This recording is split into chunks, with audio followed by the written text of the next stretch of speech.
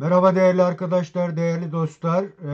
Bugün yeni bir yayınla tekrar bir aradayız. Bu yayında yine değerli bir konuğumuz var. Değerli konuğumuz Ali Candan. Ali Hocam hoş geldin. Nasılsın? Merhaba Kemal Hocam, hoş bulduk. İyiyim, teşekkür ederim. Sen nasılsın? Teşekkürler, sağ olasın. Ali Hocam, bugün yine çözüme dair bir sohbet yapalım seninle.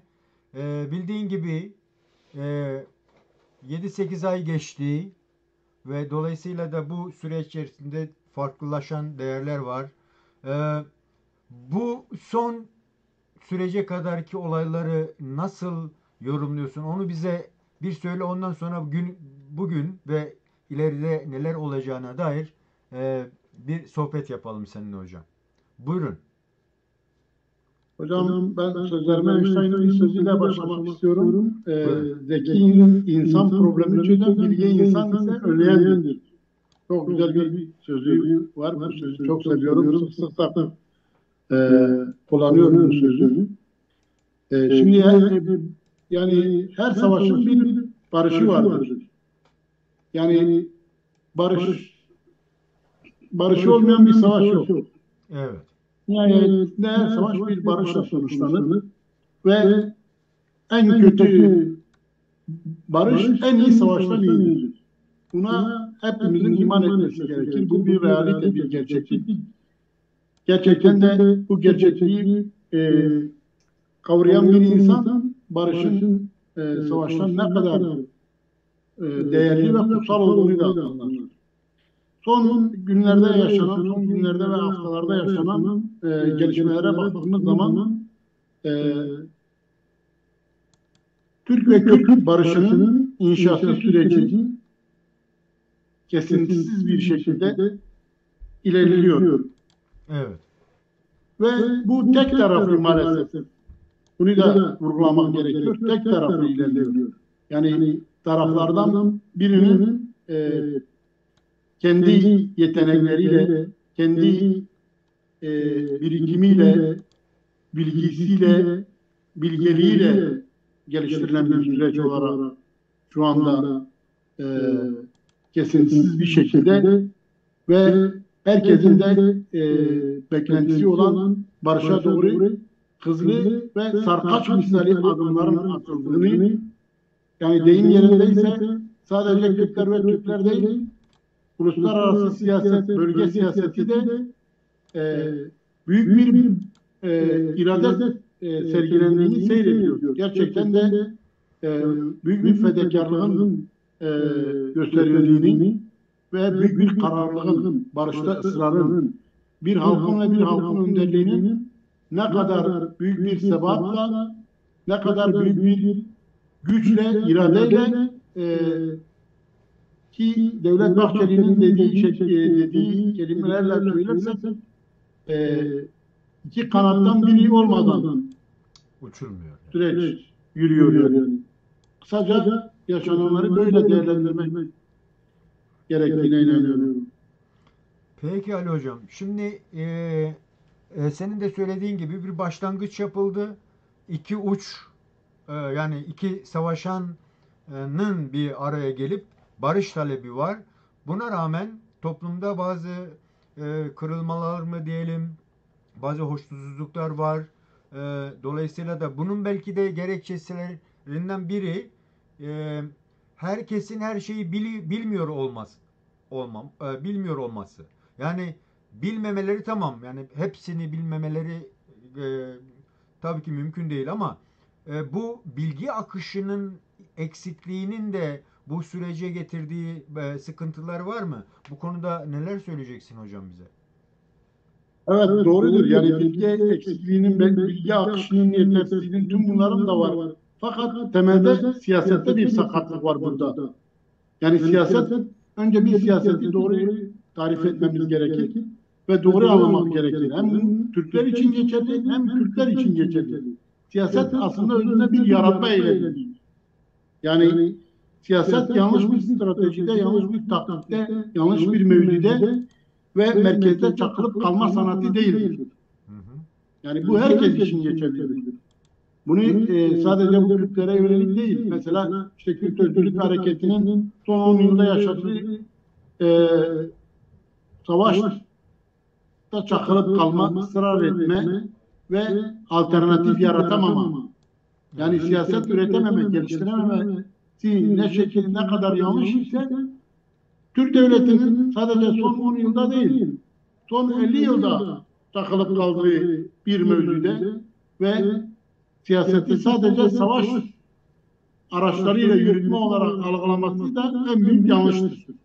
Yani burada siyaset demişken savaş da aslında siyasetin farklı araçlarıyla yani şiddet araçlarıyla yürütülmesinden başka bir şey değildir yani. Evet. O yüzden madem ki siyaset bir yaratma eylemi ise yani burada yaratıcılığı göstermesi gereken savaşan taraflardır. Yani üçüncü taraflar değil. Yani bugün e, başlarken de dedim, barışsız savaş yoktur. Her savaşın bir barışı vardır. Savaşan taraflar kendi aralarında barışı kuracaklardır. Yani burada da iki tarafın da irade sergilemesi olmazsa olmazdır yani. Evet. Bunu belirterek e,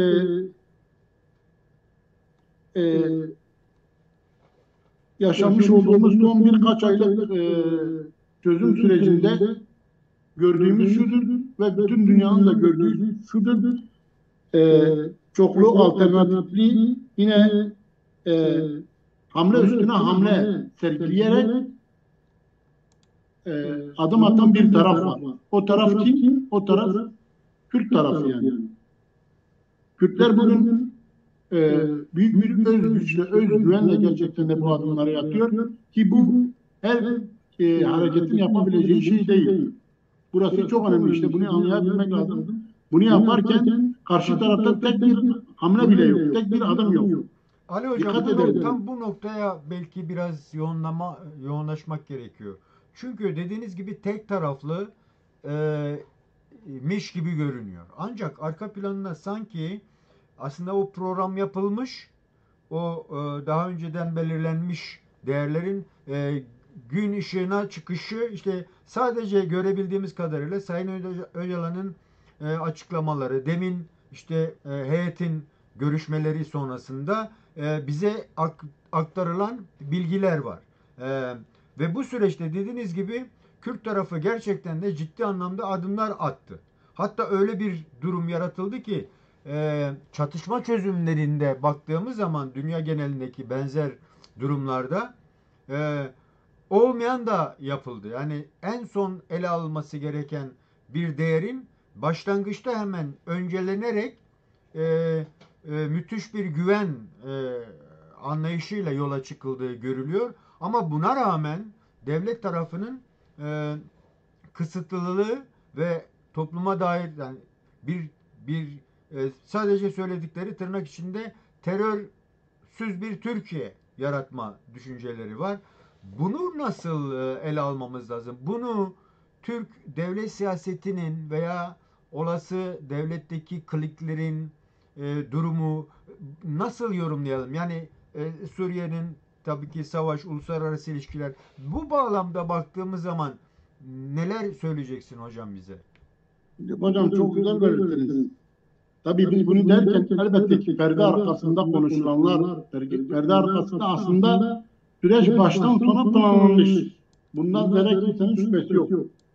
Bu yürümesi de bugün aksamadan tek taraflı olsa da yürümesinin nedeni de bunun daha önceden taraflar arasında yapılan görüşmelerle süreç konusunda detaylı bir uzlaşma olduğu aşikar. Bu tartışma götürmez. Ama bizim demek istediğimiz şu, eleştirdiğimiz nokta, bir taraf kamuoyu önünde dediğiniz gibi perde arkasında anlaşılan her şeyin tek bir adım atmaktan dahi imtina etme, yani bir adım atmaya bile ayak diretmeden, hiçbir şeyde imtina etmeden ayrıntılı, eksiksiz bir şekilde uygularken, yani diğer tarafta işte devlet ve hükümet tarafında ise baktığımız zaman kamuoyu karşısında az önce adını koyduğunuz gibi terörsüz Türkiye dışında akıllarından çıkan bir şey yok. Evet. Ve kamuoyu e, önünde adım atmaya yönelik de fren var. Yani atmaya yönelik ayak direme var. Fakat perde arkasında elbette ki tam tersine önünü açıyor. Barışın önünü açıyor. Barışın gelişmesine yönelik adımların atılmasını sağlıyor.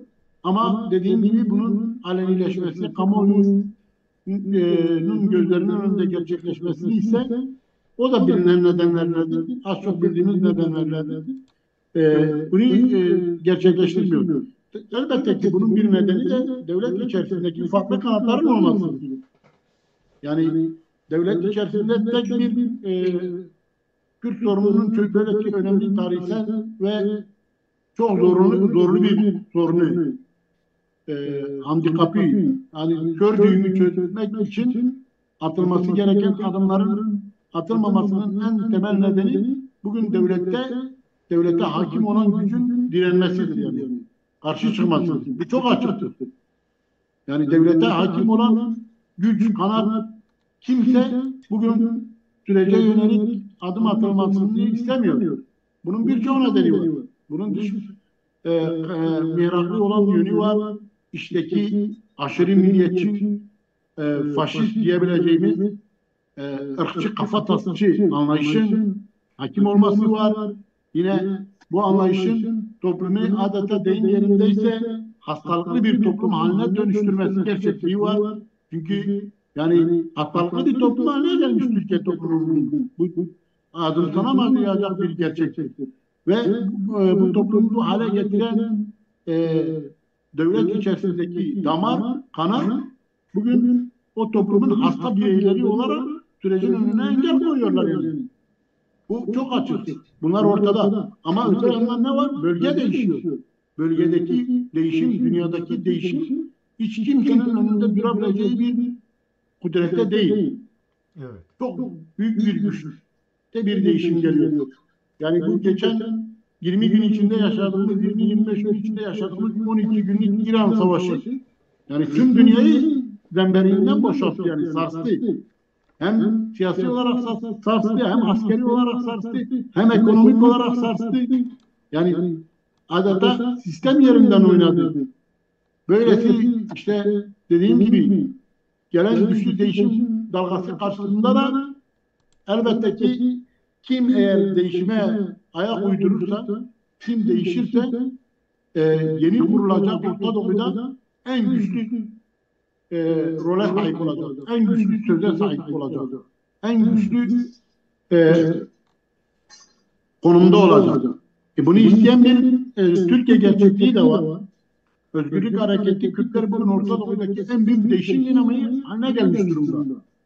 4 parçada da öyle.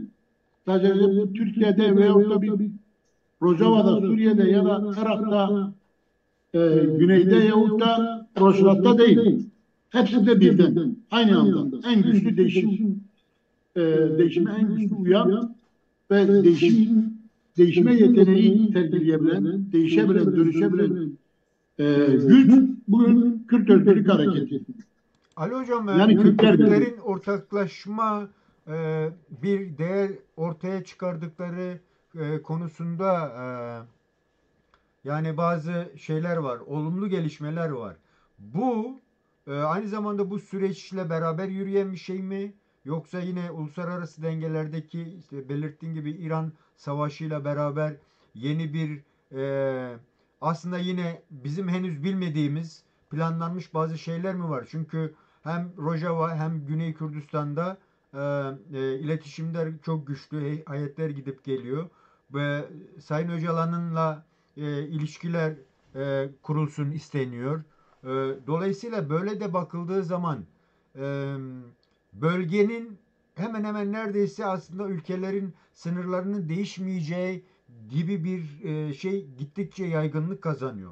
Dolayısıyla Kürtlerin sorunlarının da her ülke içerisinde kendi parçası olarak çözüleceğine dair veriler var. Bu konuda neler söyleyeceksin? Yani İran meselesi de gündemleşince daha da öne çıktı bu mesele. Bu konuda neler diyeceksin hocam?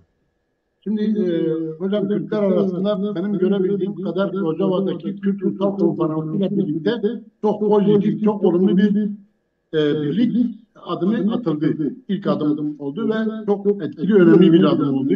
Çünkü Rojava'daki konferansa yani Kürtlerin en büyük partileri katıldı. Başta KDP ve e, PYD diyelim olmak üzere yine e, Yeneke'nin YNK'sinden tutalım, Rojava'daki NKS dahil olmak üzere yani Kürtleri temsil eden ağırlık %99,9 konferansa yer aldı ve ortak bir heyetle Şam'a gidiş kararlaştırıldı, ortak heyet oluşturuldu ve ortak heyet e,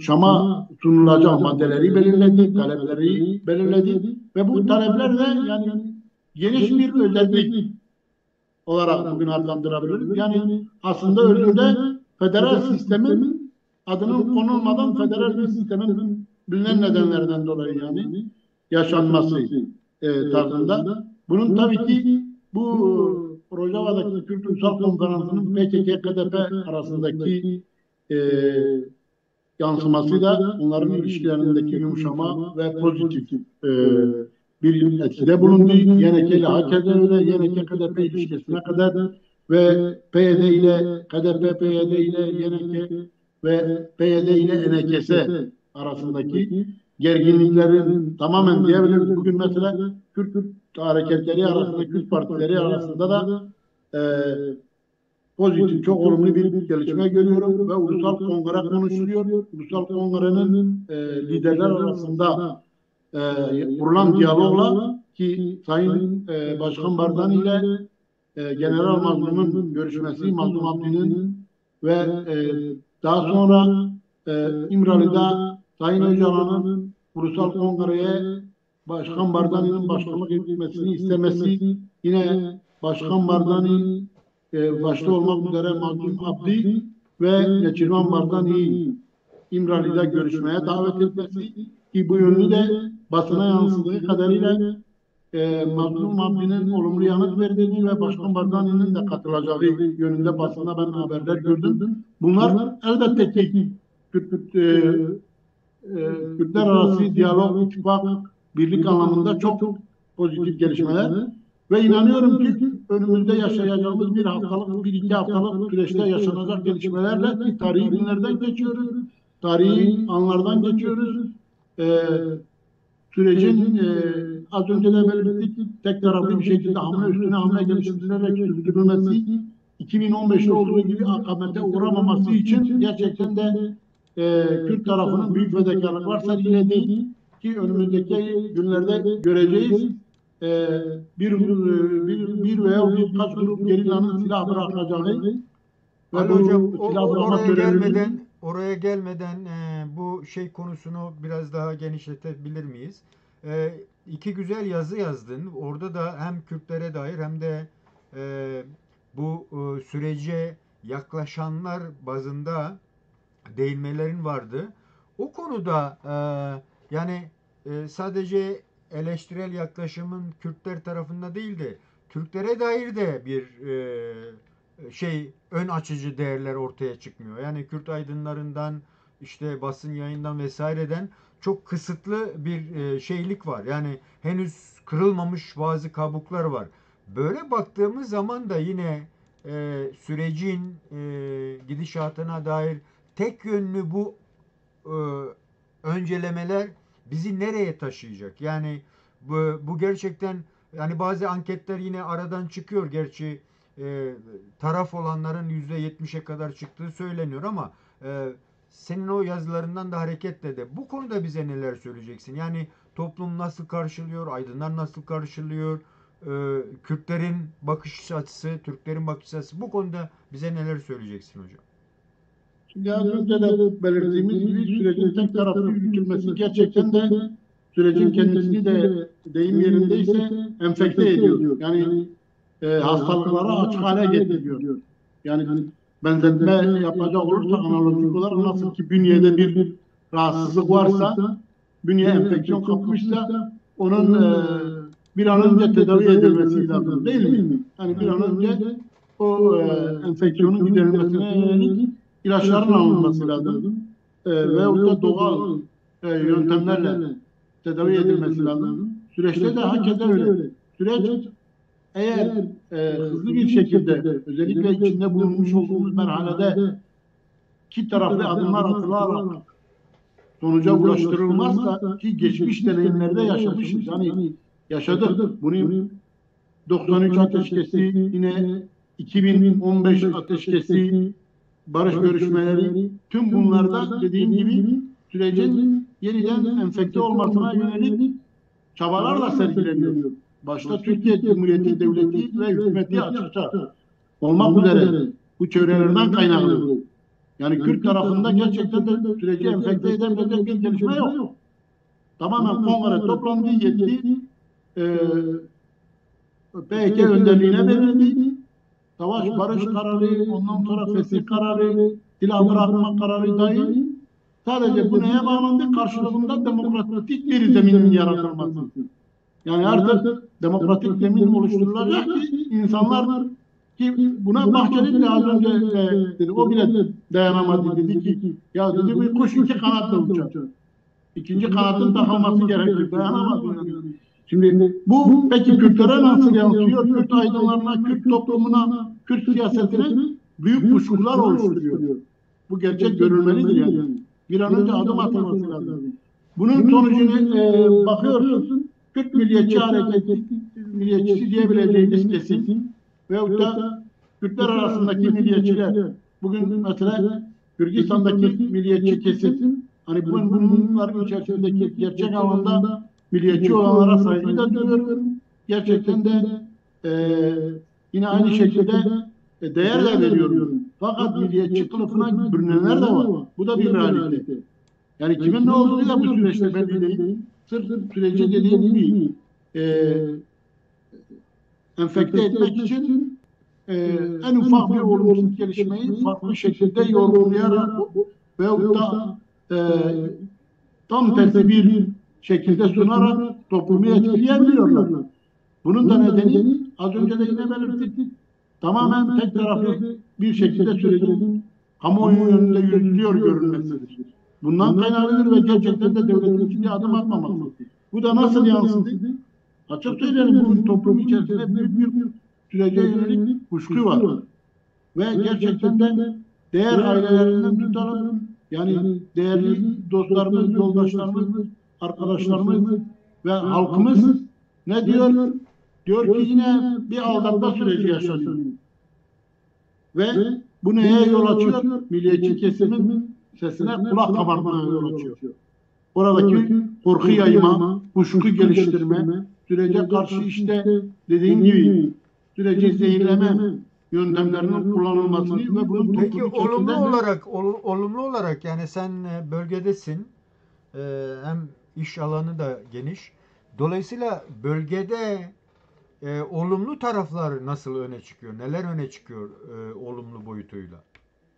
Birincisi, hiç kimse isterse milliyetçi olsun, isterse işte dediğim gibi özgürlük hareketi tabanı olsun, hiç kimse artık bir daha savaşın açılmasını istemiyor. Silahların bir bırakılmasında herkes hemfikir. Yani adım atılsın atılmasın tartışılmazdır.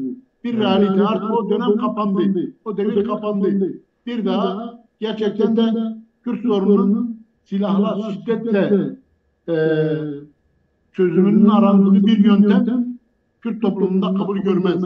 Görmüyor. Bu saatten sonra artık daha doğrusu 27 Şubat açıklamasından sonra bitti yani. Bu bir. Bu olumlu görülüyor. İkincisi, barışın yaratmış olduğu, barışın yakınlaşmasının yaratmış olduğu bir umut, beklenti, talep ve barış gibi bir rüyanın gerçekleşmesi çok olumlu görülüyor ve herkes bunu istiyor çünkü toplumda, yani şimdi Kemal Hocam biz toplumun içerisindeyiz. Biz zaman zaman işte sizin programınızda da anlatıyoruz. Ekonomik olarak çok ciddi sıkıntılar var. Bakın biz şu an yaz mevsimindeyiz. Yaz mevsiminde bile insanlar meyve yiyemiyor. Yani en basitinden diyelim. İnsanlar yaz mevsiminden eskide mesela pazara gidince yani en yoksul insan bile filesini doldurabiliyordu. arabasını doldurabiliyor. Bugün insanlar alışveriş yapamıyor. Markete gidemiyor. Yani markete gidip araba dolduracak insan sayısı %105. Yani gerçek bir abartısız diyoruz biz bunları. Çünkü bir arabayı doldurduğun zaman 7-8 bin lira. Ya zaten asgari ücretinden aldığı onun 2-3 katı yani. Ki çoğu insan emekli zaten onun 2 katı bile alamıyor yani. Bir sepeti dolduracak şeyin 2 katını emekli alamıyor. Yani 2 defa gitse sepet doldursa adam aç kalacak. Ayı geçiremeyecek yani. Çünkü bir haftalık alışverişte tüketiyor demektir bu. Ha bunlar işte dediğim gibi insanlarda barışı aratıyor yani hissediyor. Barışı özlem yaratıyor çünkü barıştan beklenti var. Evet. Sadece ekonomik de değil. Barıştan kendi dilinin özgürce ana dilinin kullanılabilmesi, ana dilde eğitim görebilmesi, ana diliyle devlette en azından diyelim ki ikinci dil olmasına kadar da talepler var, beklentiler var. Ali Yine Hocam tam yerel burayı biraz açabilir misin? Çünkü eleştirilerin boyutuna bakıldığı zaman yani Türk tarafından hakikaten eski bakış açısı henüz kırılmamış. Yani işte dil henüz değişmemiş. Dil eski dil. E, Söylenmek istenen hep eski değerlerle anlatılma ve zaten devletin de sınırlandırdığı bir terörsüz Türkiye kavramı ama Kürtlerde biraz daha bir farklılık var. Yani hem karşı çıkanlar var doğal olarak. Yani eleştirecekler tabii insanlar. Yani şey olmadığı sürece, çirkefleşmediği sürece. Taraf olanlar da var tabii ki. Ona rağmen Sayın Öcalan'ın girişimleriyle ortaya çıkan bu süreçte Kürtlerin neler istediğine dair netleşmeyen bazı şeyler var. Ama e, bize yansıtılmadığını düşünüyorum. Ama buna rağmen Kürtler kendi aralarında tartışırken en çok öne çıkardıkları şeyler ne? Olumlu olarak baktığımızda. Yani aslında bunlar biraz daha öne çıkarsa gidişata etkisi olabilecek olumlu talepler ne? Kendi aralarında Kürtler neler konuşuyor hocam? Nelere tanık oluyorsunuz? Şimdi hocam Sayın Öcalan'ın 21 Nisan tarihli İmralı görüşme notları hatırlarsanız basına sızdırılmıştı. Biz oradan bir iki analiz diyalogundan alıntı yaparak aklımdan kaldığı kısmıyla ben söyleyeyim. Hani Sayın Öcalan diyor ki devlet görevlisine dönüyor diyor ki daha önce diyor ben hani size söyledim siz işte adını vermekten korkuyorsunuz. O yüzden ben de diyorum ki yerel yönetimler. Oysa diyor bunun dünyadaki adı özelliktir yani. Ya dünyada bu böyledir yani. Yani Kürtlere özellik isteniyor yani. Hani bu yeminli Öcalan düşmanları PKK karşıtları olan kesimi ben buradan ayırarak söylüyorum. Diğer kafası karşıtı insanlar var yani. Az önce dedim onların etkisinden kaynaklı. Onlar da ne diyorlar? Diyorlar ki işte Öcalan PKK'yı feshetmeyle PKK'yı tasfiye etti. Yani Kürtlerin bütün haklarını, kazanımlarını, işte Kürtlerin örgütlü gücünü alıp dağıttı, bitirdi yani. Şimdi ben işte bunu anlatmaya çalışıyorum. Eğer adım atılmazsa bu tür kafa karışıklıkları giderek hakim olmaya doğru gidiyor yani. Niye? Çünkü tek taraflı gidiyor. Ama az önce de belirttim. Hani böylesi o kadar irrasyonel, gerçek dışı şeyler söylüyorlar ki bu PKK karşıtlarının, Yemenli Öcalan karşıtı PKK karşı düşmanları diyelim o kesimin. En son mesela bir kuyruklu bir yalanları oldu. İşte Mustafa Karasu sürece karşı diye Mustafa Karasu'yu Öcalan'ın emriyle öldürdüler. Süleymaniye'de taradılar öldü. Onlara da karşı çıkmıştı diye. Böyle bir yalan uydurdular. Ve bu yalanın mesela ortaya çıkmasıyla birlikte toplumda da gerçekten bir rahat nefes aldı. Hepimiz için de dahil yani. Ki öyle bir şey olmayacağını herkes biliyor fakat yani gizem var. Hani nerede çıkın diyorlar. Devam ediyor. Yani madem öyle değilse işte sosyal medyada tartışmalarla öyle değilse nerededir? Çıksın ortaya tarzında. Bir örnek olarak anlattım. Ali Hocam bak ben senden olumlu yaklaşımlar istedim ama sen yine gündelik o tartışmalara, işte böyle toplumun şeyi anlatmak istiyorum. Yani senin bu söyleminden hareketle toplum gerçekten ciddi şekilde zehirlenmelere doğru gidiyor. Ona rağmen zeminde karşılaştığın, yani bir güven tazeleme var mı? O gerçekten bunun biraz sağlıklı bir şekilde hareket edilirse sonuçlanabileceğine dair olumlu hiçbir yaklaşım yok mu toplumun içinde? Şimdi hocam toplumda devlete yönelik gerçekten de güven yok. Açık ve net diyelim. Çünkü bu süreçte devlet bu güveni, oluşabilecek güveni devlet enfekte etti. Devlet yok etti yani. Açık ve net. Neden? Çünkü yani peş peşe adımlar atıldı. Değil mi? Hani ki devlet bile beklemiyordu. Bahçeli ne dedi? Diyor Öcalan gelsin çıksın dedi. Tasfiye etsin. Ondan sonra yani silahları bıraksın, örgütünü dağıtsın. Biz dedi hem umut hakkını kendisine vereceğiz hem meclise de gelse konuşsun dedi. Kendisinin söylediği sözü diyoruz. Ki biz bunları programlarda konuştuk. Öcalan kendin az önce de devlet heyetiyle yaptığı tüm görüşmelerde söylediklerini harfi harfiyen fazlasıyla yaptı yapmadı. Yaptı. Toplum bunu görüyor.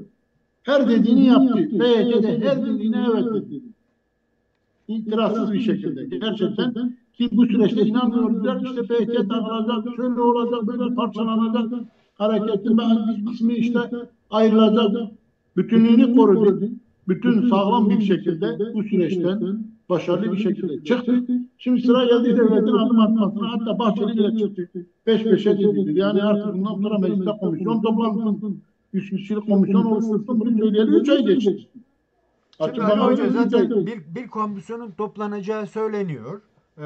İşte ben kriterleri belli değil. Şimdi son olarak belki şöyle bir şeyle alalım. Tabii sen açabilirsin. Buna rağmen, hani bütün bu sıkıntılı süreçlere rağmen PKK'nın ve Kürt taraflarının attığı adımlar var. Yani birçok boyutuyla. Demin işte halkla toplantılar gerçekleştirmesi, öbür partilerle konuşmaları, farklı gruplarda tartışmalar, işte ne bileyim diasporada farklı farklı konferanslar yoluyla tartışmalar yapılıyor. Güneyde, Rojava'da yine ortaklaşa adımlar atılıyor. Hatta son olarak da yine ne zaman ve nasıl olacağını bilmiyoruz. Daha büyük bir adım daha atılıyor. O da silahların e, görüntülü veya bazı insanların denetiminde bırakılacağına, hatta Güney Kürdistan'da bırakılacağına, ki bu da görülüyor ki Kürtlerin hepsi aslında bu sürecin içinde. Sadece Öcalan'la veya sadece DEM'le, PKK ile ilgisi olmayan bir süreçte olduğu görülüyor aslında. Yani eğer KDP, YNK veya Süleymaniye'de, Hevler'de bir şeyler olma beklentisi varsa, böyle bakıldığında yani Kürtlerin bu süreci doğru okuduğu, yani Orta Doğu'daki savaş sürecini de baktığımızda böyle toparlarsak, Kürtler gerçekten belki de ilk kez bu birlikte sonuca ulaşmak gibi bir tartışması var mı kendi aralarında? Bu konuda bize, yani halk ne diyor, toplum ne diyor, sana yansımaları neler? Bu konuda neler söyleyeceksin? Şimdi hocam açık ve net Öcalan'ın anlatmış olduğu e,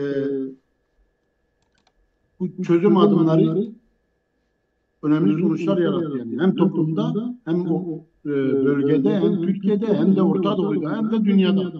Hatta yaratıyor da daha. Yani şu an dünyanın bile bakışı Türklere değişmedi, değişti. İlk anda bile açıklama yapıldığı anda peş peşe ya Çin'e kadar açıklama yapıldı.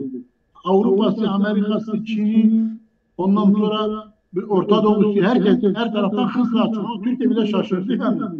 Türkiye ondan sonra işte bazı şeylerde ne oluyor diye fren yapıyor diyoruz ya, Türkiye içerisinde tartışmalar çıktı.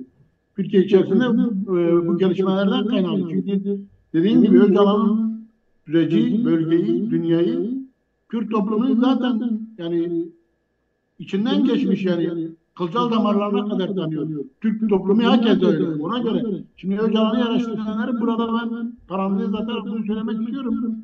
Anlamadıkları bir nokta var. Öcalan'ın lider kimliği yanında Öcalan'ın bir de siyasi şapkası var yani. Siyasetçi Öcalan. Yani bazı şeyler politika yapıyor. Türk toplumuna yönelik yapıyor. Kürt toplumuna yönelik yapıyor. Fars toplumuna, Arap toplumuna, dünya herkese yönelik mesajlar veriyor yani. Yani böyle dar bir gözlükle önünü görenler işte Kürt milliyetçilerine özellikle diyorum. Bu süreci anlamayanlar, süreci kavramayanlar, kafası karışık olanlara yönelik. Yani Ya aynı zamanda aslında Kürt unutmamak milliyetçiliği gerekir. de, şimdi sen Kürt milliyetçisi değil misin? O da o kafa karıştıran bir Şimdi şey. Yani Şimdi diyorum ya hocam bak milliyetçiliğin de dozu var yani. Şimdi burada çok aşırıya gitmemek gerekir. Biz Türk milliyetçilerini eleştirmiyor muyuz? Az önce dedik ırkçı kafa tasısı değil mi? Bu insanlık suçudur değil mi? Şimdi Kürt milliyetçileri içerisinden de yani tamam diyorlar biz demiyoruz silahlar bırakılmasın. Biz savaşa karşı diyor ama öte yandan tam tersini söylüyorlar. Diyorlar işte Kürtlerin silahlı gücünü dağıtıyor, şöyle yapıyor, böyle yapıyor. Yani bakıyorsun kendi kendiyle çelişiyor. Onu anlatmaya çalışıyorum. Ha, gerçekten de dediğim gibi Öcalan'ın olduğu adımlar çok olumlu, pozitif siyasal sonuçlar yarattı yani. Bu dediğim gibi bu çözüm adımları yeni dengelerde yerini buldu şu an. Orta Doğu'da Kürtleri getirdi. Şimdiden az önce siz de dediniz. Kürtler artık ayrılığı istemiyor. Realist. Bakın Öcalan ben hani onu savunmak için demiyorum. Bir gerçeği belirtiyorum. Pragmatik, pratik ve aynı zamanda e, üç tane bir adımda üç tane kazanım elde ediyor. Bak, pragmatiktir, faydacıdır. Attığı adım Kürtlere fayda getiriyor. Pratiktir, anında. Bakıyor ki süreç tıkandı, hemen hamle yapıyor. Yeni bir hamle. Dediğiniz gibi az önce bu gerilla gruplarının silah bırakması da bir hamledir. 2 aydan fazla bir süreç sürmüştü. Tıkanma noktasına gitmişti. Ne yapıyor? Anında hemen hamle üstüne hamle, sarkaç misali. Peş peşe hamleler atarak sürecin önünü açıyor. Tüm taraflara yönelik. Yani bu konuda bu şeyi anlamda de söyleyebilir miyiz?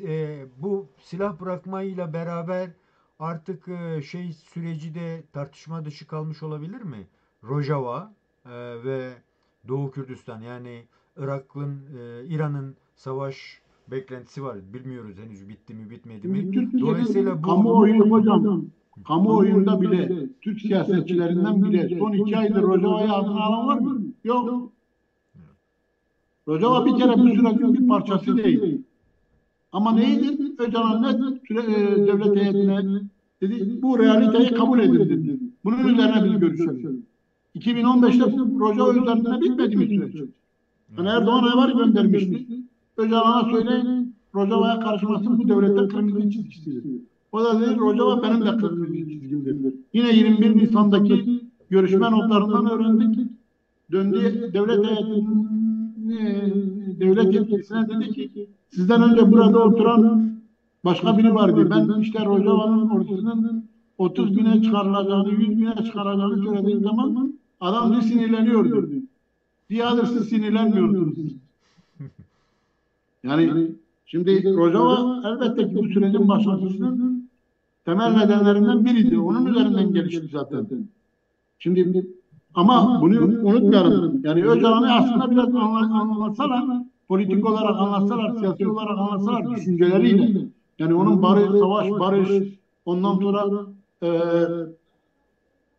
etik, ahlak, adalet, hakkaniyet, eşitlik, hukuk, özgürlük felsefesini anlatsalar aslında yani Kürt toplumu arasındaki sorunlar da daha rahat çözülür. Bir kere mesela deniliyor ki yani Kürtlere kaybedileceğiz. Sosyal bilimlerde hocam, sosyal bilimlerde kesinlik diye bir şey yok değil mi? yok. Matematik sadece kesinliktir. 2 kere 2 4 eder değil mi? Ama sosyal bilimlerde kesinlik yok. Yani Öcalan da diyor, demiyorum benim dediğim doğrudur. Ben mesela buradan şeye gelirsek 20 politik rapora, 12. Kongreye sunulan politik rapora. Orada da mesela bu konuyla bağlantılı Kürt toplumuna yönelik geliştirilmiş olduğu eleştiriler. Şeyh Said'den tutalım Seyit Rıza'sına, işte Barzani ailesine o cüzdanrat kavramına kadar tartışma konusu oldu değil mi? Ya, arkadaş Öcalan 50 senedir Öcalan'ı tanımadığımız için diyor 50 senedir Kürt toplumuna yönelik eleştiriler geliştiriyor. Düşürülmüş Kürtlüğe yönelik eleştiriler geliştiriyor. Yeni değil ki. Bilmediğiniz için vay efendim böyle dedi, şöyle dedi, şöyle yap. Yani bir iki kavramı alıp cımbızla anlamından içeriğinden boşaltarak Öcalan bir Şeyh Said'den tutalım Seyit Rıza'ya, Barzani'yi, Mehmet Mustafa Barzani'ye, Şeyh Ahmet Barzani'ye, hatta Mesut Barzani'ye kadar onların hakkını teslim ediyor. Mirasını alıyor. Diyor ki bunlar direniş mirasıdır. Ama eksikliklerini de söylüyor. Madem bunlar çok çok iyiydi, çok başarılıydı değil mi? Yani o zaman niye bizim halimiz budur? Yani hep biz yani diyor ya hani burada şunu da söyleyelim. Yani Öcalan'ın bir kavramı da o da çok benim hoşuma giden bir şeydir. Hani diyor ya adını agit koymakla agit olunmaz. Bu aynı mesele yani. Dönüp işte kahramanlarımızı göklere çıkaralım, şöyle kahramanlığı, şöyle yani işte bilmem ne bileyim her şeyi başardı dersek ve onlara toz kondurmazsak, yanlışlarını, hatalarını söylemezsek, eleştirmezsek yine kendi toplumumuzda gelelim. Biz Kürtler çok kahramanız, biz Kürtler işte bilmem her şeyi yaratan Kürtlerin sahibiyiz. Biz şöyle böyle o zaman niye bu haldeyiz? Bu konuşmaları niye yapıyoruz? Ya gerçekçi olmamız lazım. Az önce belirttim ya iki özelliğini. Bir, pragmatist. İki, pratik. Üç, realisttir. Öcalan çok siyasette realisttir. Bakın, imkansızı iste, Jaguar'ın sözü var. Ama realist ol, gerçekçi ol. Öcalan gerçekçidir işte. Yani Öcalan olmasaydı biz hala devam edecektik. Değil mi? İki taraf da birbirini kırdırmaya devam edecekti. İşte Kürt kapanı kurulmuştu bugün. Ya bugün ne için bu barış oluyor? Yani her iki taraf son haddine kadar savaşı götürmedi mi? Götürdü. Bir taraf aynı anda Rojava'yı, ondan sonra Güney'i, Kuzey'i komple Dahtaş bombalıyor. Yani deyim yerindeyse karış karış. Peki Ali Hocam, son olarak bütün bu senin belirlemelerine rağmen yani olumlu ve olumsuz boyutlarına rağmen önümüzdeki hafta bu silah bırakma, yakılma deniyor, teslimat deniyor ama sanıyorum henüz o konuda da tartışmalar devam ediyor. Yani teslimatın dışında başka bir değerle ele alınması düşünülüyor. Güney Kürdistan'da olma ihtimali çok yüksek bunun ve bu bütün için değil, bu en azından görülebildiği kadarıyla Sayın Öcalan'ın ve PKK'nın devlete biraz daha fazla güven oluşturmak için bir grubun olacağı söyleniyor. Yani tümü için geçerli değil. Sembolik bir durum. Ancak o gerçekten de artık ciddi ciddi e, bilmiyorum bunu söyleyeyim mi ama pazarlık sürecinin de başlayacağı bir sürece doğru evrilecek diye düşünüyoruz. Buna rağmen toplum ne yapmalı? Bireyler ne yapmalı? Yani bu duruma bireysel olarak, toplum olarak destek nasıl sunulmalı? Nasıl bir çaba içerisine girmeli ki bu gerçekten de yani varsa eğer kayıplar, Kürtlerin kayıpları bunları en aza indirgemek. Baskısı varsa devletin bunu en aza indirgemek. Ve en azında demokratik kanallar kullanılarak bir toplumun demokrasi için gerekliliği neyse en az onların en fazlasını vererek nasıl bir sonuca evrilmeyi mesini istiyorsun? Bu konuda son olarak bunu da alalım ondan sonra çalışmamızı bitirelim hocam. Hocam ben yanlış değilsem son İmralı görüşmesine giden heyete Öcalan demişti. Bu sorunun birinci sorunuydu. Daha asıl demişti yeni başlıyor. Süreç yeni başlıyor. Yani şu ana kadar yaşananları bir mesele diyelim ki hani e, Özgürlük Hareketi bir roman olarak ele alsak hani Sayın Öcalan da diyor ya tamamlanmamış bir romandır. Nasıl biteceği ben de merak ediyorum diyordu. Ta Mehmet Ali Biran da 88'de yaptığı röportajda da bunu söylemişti. Şimdi bu yaşanan son 3-4 aydaki gelişmeler bir romanın girişi diyebiliriz. Bir kitabın girişi, girizgah. Asıl bundan sonra başlıyor. Niye? Çünkü sizin de dediğiniz gibi bundan sonra gerçek anlamda taraflar adım atacak. Gerçek anlamda Türkiye'de bugün mesela diyelim ki önümüzdeki günlerde silah bırakma töreni yapıldıktan sonra sürecin önü açıldıktan sonra Türkiye'de de mecliste komisyon kurulacak. Kurulacak komisyonun artık öncelikle bir e, sürecin adını koyması. Yok efendim bu sürece ikide bir çıkıp hala terörsüz Türkiye, terörsüz Türkiye demek bu artık taraflardan birinin de gerçekten de e, onuruna dokunur. Ki dokunmaya da başladı. O Evet. zaman nedir? Adı ne olsun? Adı yani demokratik çözüm olabilir. Veyahut da e, e, e, barış olabilir. Velhasıl yani hiçbir tarafın itiraz etmeyeceği, herkesin üzerinden mutabak kalacağı ortak bir e, demokrasinin ülkedeki demokratik zeminin demokrasinin gelişmesini sağlayacak bir isim olması lazım yani. Ki zaten bu sadece olay bir terör meselesi değil ki. Yani tamam Türk toplumuna yönelik az Toplumsal önce yeniden dedik ya. bir barış var. Yani bir barışın Evet. kurulması isteniyorsa gerçekten e, bütün tarafların oturup Aynen. sağlıklı bir şekilde yani e, yenilgi, kazanç, kayıp ekseninin ötesinde şu ana kadar yapılanların dışında artık bunların bir şekilde en az zararla sonuçlandırılıp yeni bir sürecin, yeni bir toplumsallaşmanın, yeni bir demokratik duruşun sergilenmesi gerekiyor. Bu da hani Kürtler için de geçerli, Türkler için de geçerli bu. Bu ayrımın bence çok netleştirilmesi gerekiyor. Kürt aydınları veya grupları yani en azından şu ana kadar görebildiğimiz kadarıyla bir şeyler yapıyor. Ama devlet ve Türk tarafı bu konuda biraz daha kısıtlı gibi duruyor. Umarım onlar da söylediğin anlamda bu süreci güçlü tutacak yeni değerlere sarılarak ortaklaşa bu toplumun bu içinde ekonomik sıkıntısı, işte sosyolojik sıkıntılar vesaireyi de aşmış olur diye düşünüyorum. Ben de aynı kanıdayım, aynı temennileri dile getiriyorum. Ve aynı şekilde tek taraflı toplumsal hassasiyetler değil. Tüm tarafların hassasiyetlerine saygı gösterilmelidir.